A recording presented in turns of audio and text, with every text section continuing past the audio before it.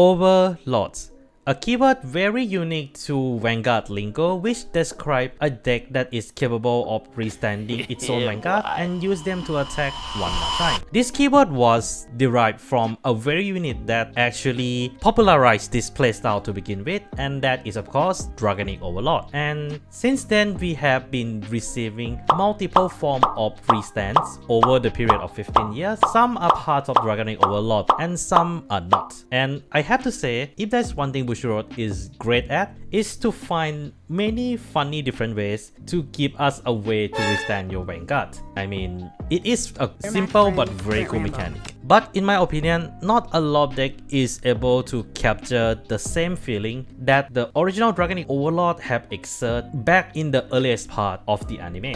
Overlord の攻撃がヒットしたということは、ああ、スタンドだ。 I do feel though this come close to it in the standard format without the reliance of overtrigger. And yes, I'm talking about Varga Dragres, one of the fated one from the Vice anime. And today I'm gonna be talking about what the deck does, what are the good parts of the deck, and what is the problem with the deck. So let's start off with the right line. As you can see here, the right line is very Kagero-like. I wonder why. But one thing I feel a little bit off about this right line, art-wise, is the fact that Varga feels more like a Murakumo unit rather than a Kagero unit. So it's a little bit weird that your right line goes from Kagero, Kagero, Kagero, and then Murakumo. A little bit inconsistency there, just a very minor thing I want to point out. But I do have to say the right line has both goods and bad. As we start off with Varga Dragon. Varga Dragon, I don't really have to talk about the effects to be honest, because it's exactly the same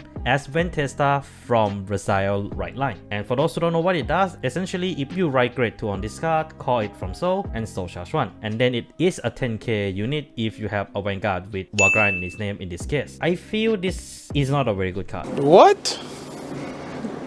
Bro, what are you talking about, man? At least in context of Varga, and here is the reason why. You see, Varga doesn't really use soul as much as decks like Raziel, and Raziel do not mind soul charging critical trigger in so that he can use his divine skill to actually send it back. Varga cannot do that, and as I said before, soul charge is a very RNG thing, so having this skill in a right line is a little bit iffy. And I'll be honest, you have a perfect replacement for it, Ahimsa and Namoka right line. Yeah, I'm not kidding. It works pretty well as a replacement. But what is not needed to be replaced is definitely the grade 2 of Varga, Boulder X Dragon. Boulder X Dragon has a very similar skill to Griselda from the Diafudo archetype. It feels a bit weird when a lot of card effects are very similar to one another in the Device era. But regardless, his second skill is actually pretty solid. When this unit attack a Vanguard, if you have grade 2 or greater Vanguard with Varga in its name, this unit get additional 5k until end of that battle, and at the end of that battle, retire this unit and draw a card. This is mandatory. This unit, even though it's not as flexible as cards like Geo Core Dragon, I do feel it is a really good card. I mean, you swing for additional 5k, which is enough to make a difference, and it retire itself and give yourself a refund in resource. This worked extremely well with the support that was given to Varga, and does play very well into what Varga actually does. As we move into fated one of Unparalleled, Varga Dragres. In the show, it feels like this unit has 3 skills, but there's only 2 skills with this card, one which is the divine skill. So let's talk about the non-divine skill first, as I feel there is a few discussions that we have to talk about with this skill. Auto on Vanguard Circle, when this unit attack a Vanguard, counterblast 1, retire all players 1 row regards, and this unit get 10k until the end of turn. And at the end of that battle, stand this unit and it get drive -2 until the end of turn. Okay, so in all fairness, it is a really good restand skill because not only it restand your Vanguard, it also give additional power to your Vanguard on top of clearing your opponent front row. So even Bastion Accord cannot save their Vanguard from this effect. But here is a problem that I have to point out with this skill. For one, it restand with all drive gone. So this means that if you get 0 critical from those drive check, the second attack is not that scary. And to make things worse, even if you manage to get over trigger with this skill, it will not work. Well, particularly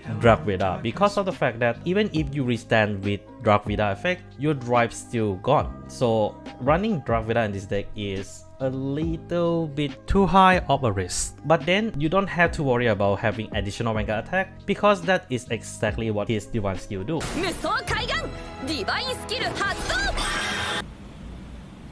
I don't like where this is going. At the end of the battle, this unit attack grade 3 or greater unit. If your opponent damage zone has 4 or more cards and this unit attack 2 or more times this turn, counter +1, stand this unit, and it get drive +2 until end of turn. This is why I'm saying that this unit evoke a strong Overlord memory because of that skill. And I have to say, this divine skill is actually scarier than it looks, because for one, it doesn't count your damage zone. It counts your opponents. So that means that if you manage to rush your opponent to 4 damage and have this unit attack while opponent is at 4 or more, you can stand it immediately. Of course, you do need to attack grade 3 or greater unit. This is a nice restriction to prevent you from getting rewarded too much. Then the ability to get a drive +2 back is actually great. So that means that during that turn, you are getting at least 4 cards from drive check, which is a really nice touch. And some of you might argue that having a drug without trigger at this timing is actually really good. I will have to counter argue and say that, are you really going to bet everything into that one timing? I mean, it did happen to me, but it is a really rare occurrence. Another minor drawback of Dragres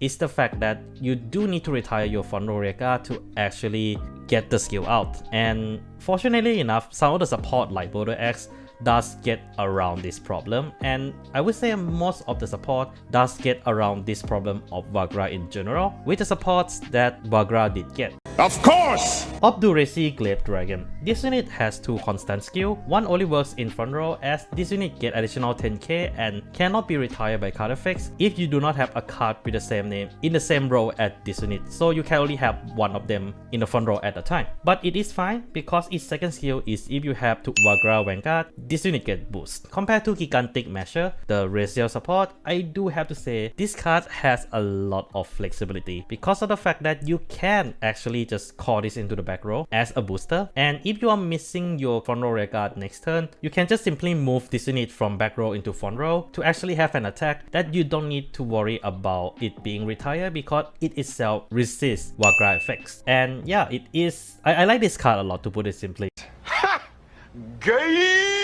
Moving on to next card, the Aerial Sage clone, Impale Horn Dragon. The first skill I think everyone knows already, it is a 13k booster when you have a Varga Vanguard. So just like Aerial Sage and Kerha, and most likely Chris Rain will get one of these as well. So nothing too special here, but what I like about this unit is its second skill. When this unit boosts a grade 3 or greater with Varga in its name, this unit gets 2k until end of battle, and at the end of that battle, Soul Blast 1, retire this unit and draw a card. So yeah, here is a good thing about this unit. For one, you can opt out the Soul Blast 1 completely and always have a 15k booster consistently. And this is a really good skill compared to cards like Aerial Sage, where you have to discard one to actually get the discard. And the emergency draw one is very nice because the deck doesn't really use a lot of soul, so having a card that do use soul is a really nice touch. But then I feel all of the 2 support that I said so far doesn't hold a candle to Dragrator Shura. Dragrator Shura has 2 skills, one which is generic and the other which is what exactly we have seen in the show, and that is when this unit is retired from rear guard circle by ability of your grade 3 or greater Vanguard with Varga in its name. If your opponent Vanguard is grade 3 or greater, counter blast 1, call this unit back to rear guard circle and have that unit power plus 10k. There is some restriction here and there, but I do think this is a really good skill. I mean, it literally enable additional attack for this deck. Nothing much to say here, very simple, very strong. And then we have the first skill. When this unit attack, Energy Blast 2, and this unit get 5k until the end of that battle. Choose up to one of your rear guard with different name from this unit, and that unit get auto. When retire from rear guard circle, you can put this card back into the hand until the end of turn. Perfect.